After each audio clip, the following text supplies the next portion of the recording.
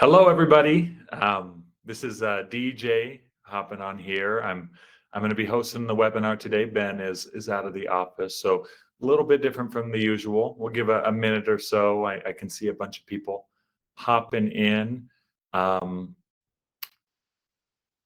we'll give it a minute. Just let people get in here, and then we'll get started. And everybody can see my screen, right? If you want to throw up, I think that there's like the thumbs up or anything like that. Like if you can see, it should say debt management. That's what we're talking about today. Yep. Okay. I see some thumbs up. Sweet. Awesome. Okay. Okay. Well, yeah. Like I said, my name is DJ Bassett.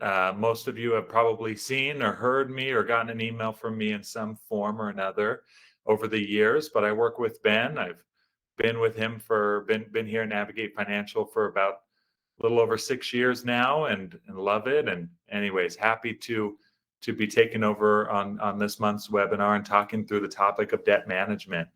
So thank you all for joining and being here to be, to listen and to learn. We love these webinars. We're happy to do them, and it's filling for us to prep for them and obviously to put out some good education that people can use.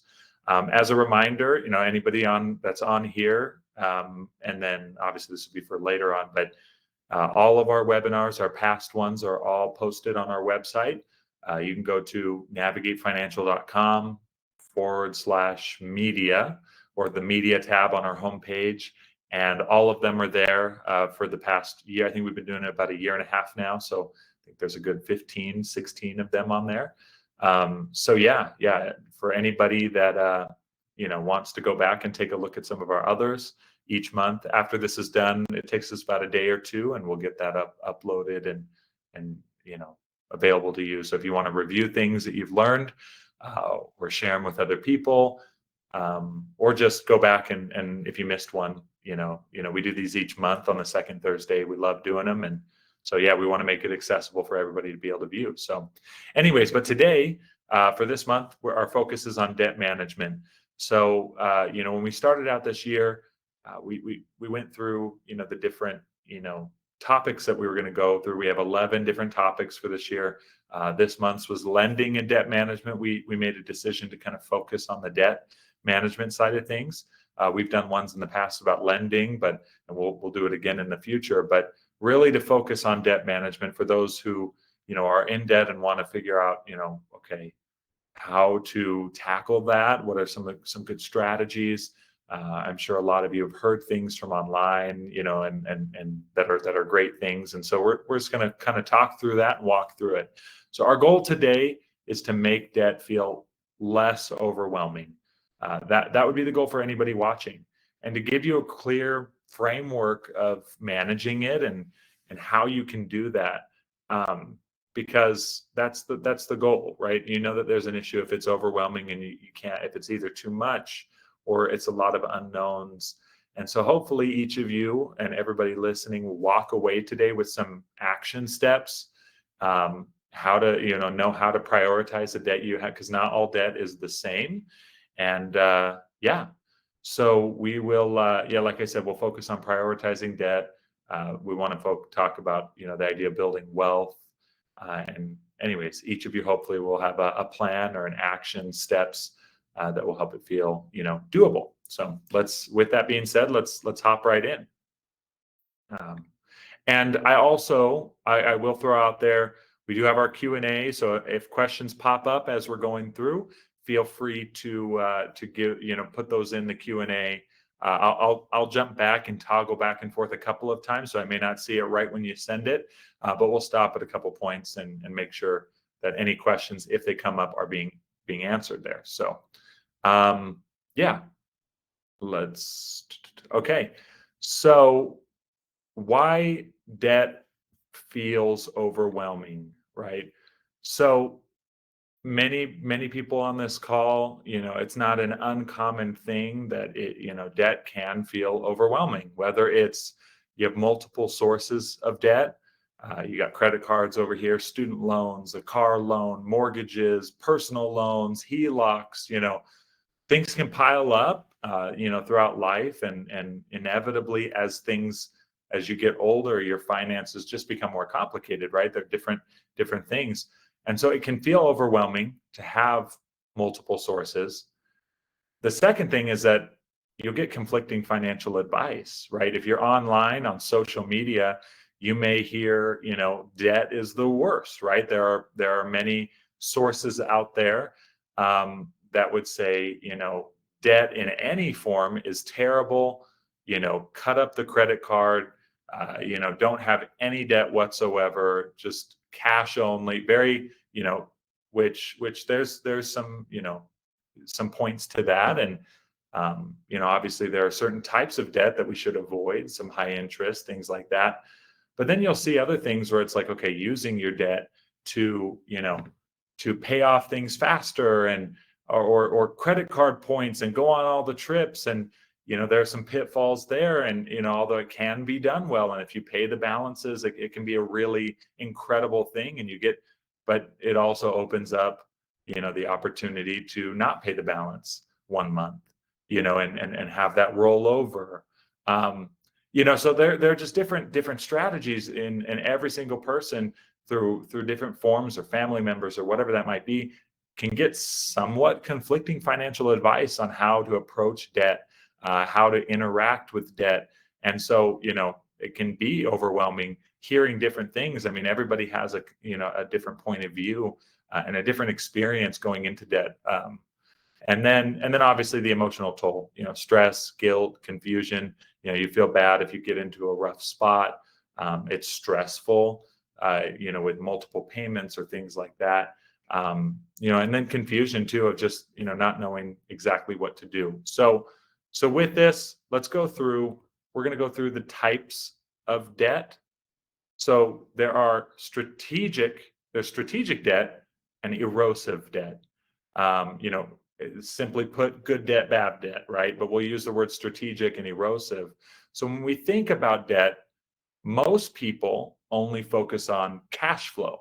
You think about, what can I afford each month, whether it's a mortgage or a car loan, right? Or, a minimum payment or something, right? You think, okay, can I afford that? When I'm going and, setting up the Affirm payment to purchase a television or something like that, right? Oh yeah, I can afford, $50 every couple of weeks for a year or so. So you're thinking a cash flow mentality. But the bigger picture, and what we would urge, and what we talk about with a lot of clients, is that we want you to focus on your balance sheet rather than the cash flow. And what that means is you should be focusing on building assets, but also managing liabilities, right? We don't want to just forget about the liabilities, forget about the debt, but you want to be building your assets, because a goal should not only to have no debt whatsoever, but you should also have assets, because you're not necessarily in a great place if you have no debt and no assets. That's not a great place to be either. But you also don't want liabilities or debt that is just overwhelming you. So I would urge, and as we're going through this conversation, for most people are thinking cash flow, money coming in, money going out each month, which is important, budgeting, that sort of thing. But for the purposes of this debt conversation, let's shift it, and we're going to talk balance sheet. So when it comes to two types of debt here, really we're talking the balance sheet. And strategic debt, a means to growing wealth. So it's tied to an asset that's going to grow your wealth.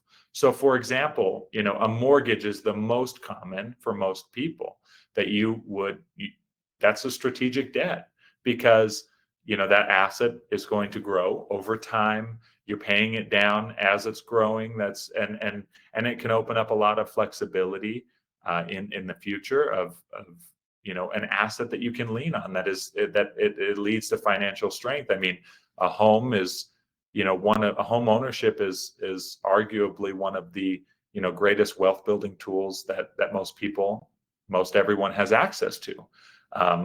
For investing, right? Like it's a very common one.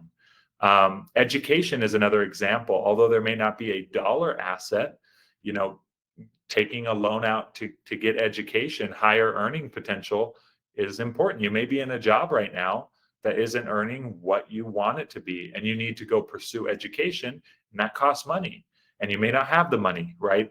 But that if you know, hey, if I go in, whether it be a college degree, a higher education, a master's, a PhD, or a trade school or something, whatever it is in your field, or a certification, um, if that thing, or that degree or that form of education equates to truly higher earning potential for you, you get a promotion, get a better job, whatever that might be, that's a strategic, piece of debt, and you can work that in, and okay, I'm going to pay that off as I start working because I'm going to be making, and long term, that would benefit, your wealth building potential much more than having a lower paying. So that can be, now that also doesn't mean all education is equal. You wouldn't want to go out and pursue education that isn't going to equate to, a better professional situation, and go into a bunch of debt for something like that. But that is a version of it. And business loans are another example. If you have a small business or you're wanting to start something of your own, that can be an asset in the future of owning a business and running a small business. And so it may be worthwhile, and that's a strategic debt, to take out a loan to get things started. A lot of times that can be a great thing there. Erosive debt is the opposite, right? It's a path to eroding wealth. So credit cards are the number one, easiest one, high interest. There's no asset, they're unsecured. And so that is a very erosive form of debt. Payday loans, another example, just kind of fuels a cycle. It gets you, gives you a little bit of relief right now, but really puts you in a worse spot very quickly, down the road. Consumer financing, buying depreciating assets. Cars can be that. Not that a car is necessarily a bad debt. It can be kind of in the middle, but sometimes, it may be something that, may not be good to go out and finance a brand new car. It might not make sense for you because the second you drive it off the lot, it's going to depreciate in value, and it may not be the right decision there. So it can be a form of erosive debt, depending on the situation there. So, but there are other versions of consumer financing aside from cars. But the idea is, healthy financial progress is not, if you want to know, hey, am I on a good path or on a bad path? That doesn't happen when there's just no debt. Although that can be a great thing, but really the idea is when debt repayment the debt that you have, it's mostly supports and doesn't undermine the growth of your assets. And so when you are leaning on and not too worried about the strategic debt and more working on getting rid of the erosive debt, then that's when your debt is working, in the long term in your favor. Obviously, if you have the means to be able to pay off debt faster, great. But there. So the next thing I want to talk about here is, let's go to the debt hierarchy. And before we do that, I'm gonna hop over and see if there are any questions. Okay, awesome. Seeing a couple things in there. So real quick, I'm gonna pop over here to the debt hierarchy. So this is very simple. The idea is thinking of it like a pyramid: high interest debt, moderate, and low. So high interest debt, like we said, is that erosive debt. It's credit cards, different payday loans. The moderate interest is going to be car loans, personal loans. You're not getting killed with the interest. You're not getting the 20, 30%, interest of a credit card. Some of the high interest credit cards out there, you might have a 6, a 7, 8% car loan or something like that, but it's not the low interest, right? Low interest debt would be the wealth building, mortgages, student loans. Some people 3, 2, 3, 4, 5%, that lower interest there, where the moderate's going to be kind of the 5, 6 to 10, and then anything over 10, I think, would be high interest there. What we want to think with this is that, as we're going through, and we're going to go through a couple of different strategies here, the idea is we want to stop the biggest bleeds first. I think that's the biggest piece. And there are different ways to do that, but it's the high interest debt. Like, you don't want to, if you have credit cards, you don't want to fast track paying off your mortgage if you have, you're being eaten alive with interest on this credit card. It's like, well, let's focus on that first and then move down the pyramid there. Again, we tackle, so, you start with the high interest, then you move to the moderate, you maintain your assets, you're saving, you retire, high interest, you want to really be more aggressive with paying that off. Moderate, yeah, pay it off quicker. That's great, but not in, one of the things that we were in preparing for this, we were talking about some of those moderate, definitely the low interest, but some of the moderate interest debt, you may not want to forego saving into, say, a 401k or or something like that, in place of paying those forms of debt off faster. You could save into a 401k, gets put into the S&P 500 or some target date fund that is getting on average 8% a year or something like that in a return. Well, you might be in a better off situation doing that than using that money to pay down a 5% loan, right? Or 4 or 6%, right? And even if it's a close call, you'd be better off, in the long run, building assets and having that mentality while still managing the debt. You're not paying it, right? You're paying what you're paying the payments, making the payments on it, paying it down, but not fast tracking necessarily. Whereas the high interest, that's, you want to pay that off and get that. If that's overwhelming you want to work on that first. And last, low interest debt, that's a more strategic, that's a bigger thing, paying off, if you're looking at, paying off a 30-year mortgage in 15 years or something like that, or fast tracking it there. That's a more strategic conversation. So if you're on this call and you want to talk through that, you've kind of got the high interest and moderate interest under control or paid off, and you want to talk strategically for a low interest debt, a mortgage, a business loan, something like that, or student loans, give us a call. Those are situations where you'd benefit, running some of the reports and the analysis to go through that, to see what that looks like. So this is, it's kind of the hierarchy. So as we go through here, really, we're going to bring up 2 debt payoff strategies. And most of you, I'm sure you probably heard of a couple of these. They're very, very, popular out there, but they're good ways to go about it. And they're different. Different people like different things, right? So you have 2 things: the avalanche method and the snowball method. So we're going to stick with the snow here. We're not quite to winter yet, but the snow idea. So the avalanche method is really simple. It is the most efficient if you are able to do it. You list out your debt, highest interest, whatever that is, pay it first. You have that pyramid, you list them out, and you just attack the first one, and then you just move down the list. It's simple, it's easy. Mathematically, it's the most efficient. The snowball is a different version of it, right? It may not be mathematically the best way to do it, but often it can be the more effective way, in the sense of individuals have the best chance of making it through the full debt payoff. And so what you do is you pay the smallest balance, you list out your debts, and whatever the smallest balance, if you have a $200 balance on a credit card, that you pay the $200 and you take the win, right? It's a quick win. You get the motivation, you get that sense, that dopamine hit of, hey, I paid off debt. I've paid off this card. I've reduced my payments. With this, I have 5 forms of debt. I got 5 payments a month. Now I have 4. That's great, right? And so psychologically, it's the most powerful for sure. So they're different there, right? You may be somebody that goes, I don't care. I can't do the snowball. I got to do what makes it's the most efficient. I can do it. Then that's great. That's awesome. But you might be somebody that's like, your highest debt might be, one of the higher balances.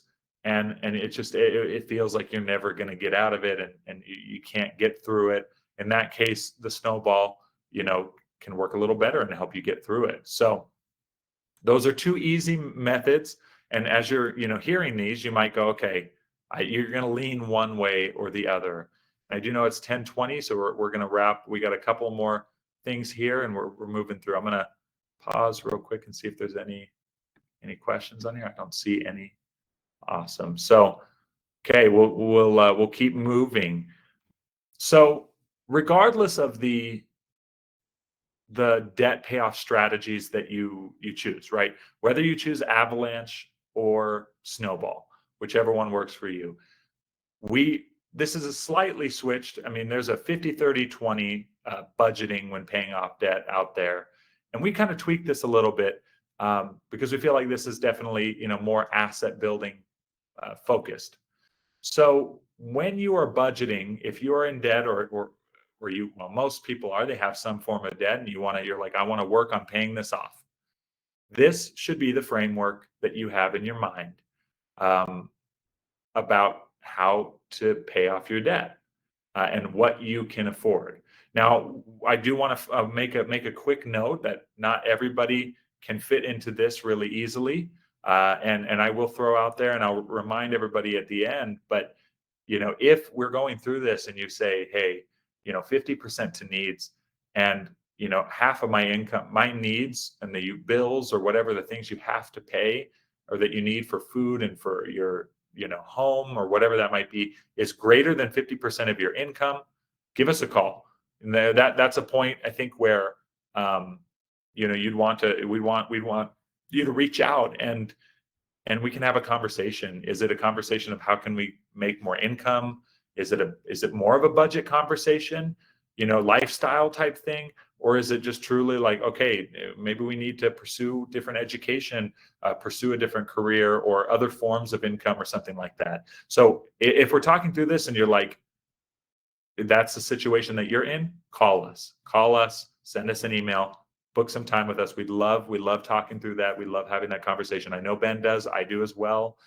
We can help with that and kind of talk through that. So I just wanted to, full disclosure, throw that out there. But ideally 50% to needs, 20% to wants, 20% to paying off your debt, and 10% to savings.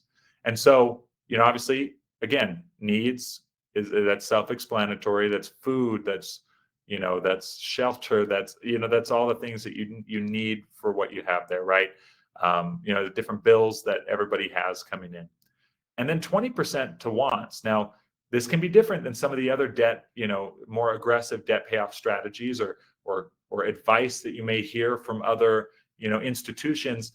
But we feel like it's important, to have a little bit of your budget per month, per year, whatever that looks like, to go towards wants. I think if you're so hyper focused, I was once watching, I think it was on a podcast or a live radio show, but they were talking about, debt and how, hey, if you have any debt, you shouldn't step foot inside a restaurant.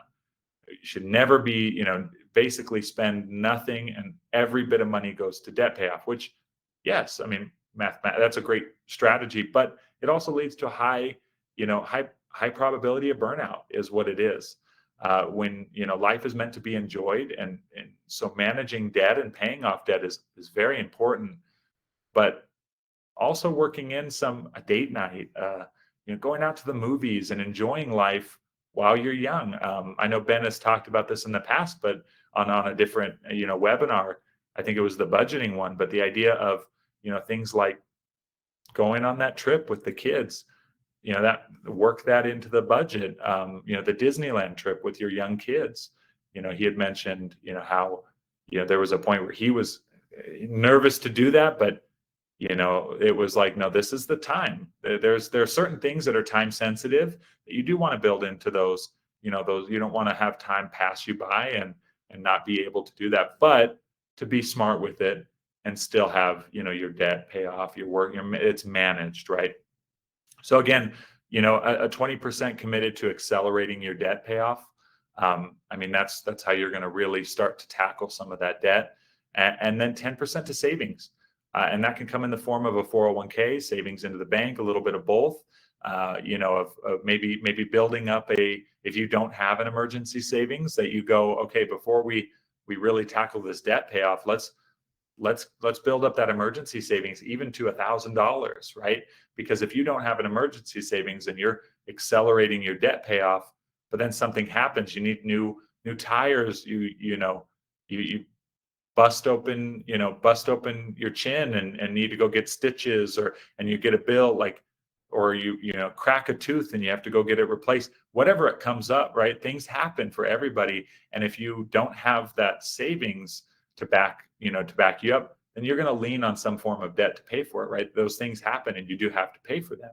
And so whether it's, you know, having an additional bill, you know, with debt that you're making payments to, or putting it on a card, then you're just, you know, fueling a circle. So focusing on a little bit at first, getting that savings, even just $1,000, then paying off your debt, but still keeping 10% of that, you know, going to some form of savings, whether retirement or liquid emergency, that sort of thing. It's important. It's building your cushion. It's, you know, building those assets. So yeah, so this is the general budget guideline. Nothing crazy, nothing new, but it is something that, you know, if it's an easy framework, a mindset that you can take to your debt payoff. And if you can follow this, I mean, you're going to be in a good spot. Like that's you're saving for the future. You're you know, building assets, you're paying off debt faster, and you're also enjoying life, you know, a little bit, going on those date nights, going out to dinner every now and then.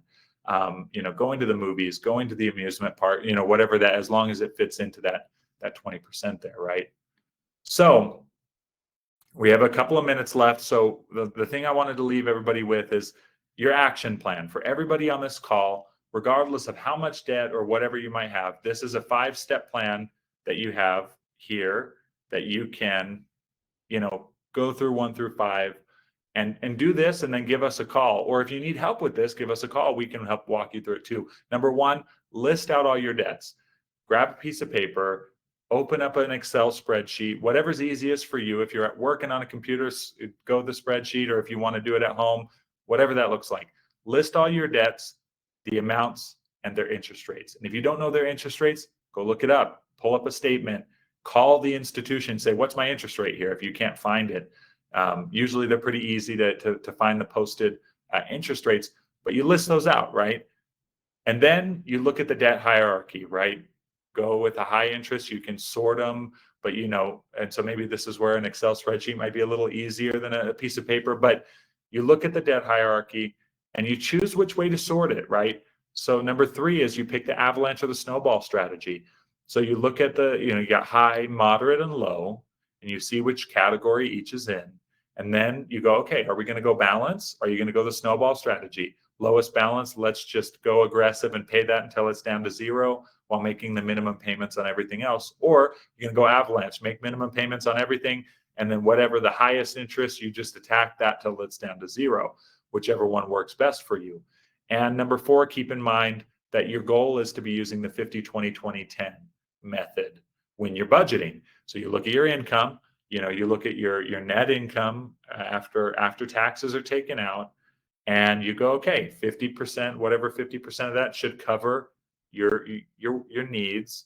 You budget out 20% for having fun, doing your wants, whatever that is, going shopping, you know, whatever that is, that 20% goes towards the avalanche and snowball strategy.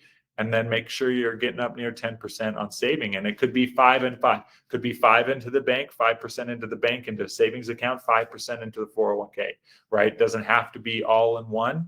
You can split things up there. So you use that strategy. And then number 5, if you do these things, you're balancing your debt payoff. You know, you're not going to be, you know, you may not be debt free in 2 months, right? But you are on an accelerated path, but also managing and keeping in mind that asset growth. So you're not just thinking cash flow, although it is helpful, right? When you're reducing payments, your cash flow is going to be better. That 50-20-20-10 method is going to get lighter. That 50 is going to get lighter with those bills as you pay off this debt, right? Because each card, each, you know, loan, one of those payments each month will go away.